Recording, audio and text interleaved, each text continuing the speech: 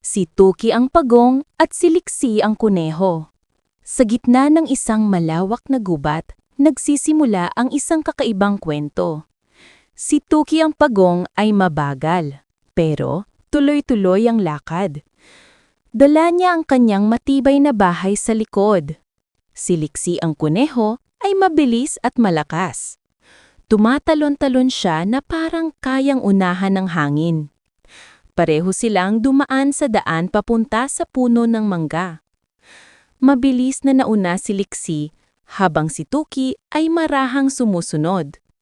Ngunit si Liksi ay naglaro muna at sa huli ay nakatulog sa lilim ng puno. Samantala, si Tuki ay nagpatuloy lang hanggang siya ang unang nakarating sa dulo. Nagulat si Liksi nang makita si Tuki na nauna sa kanya.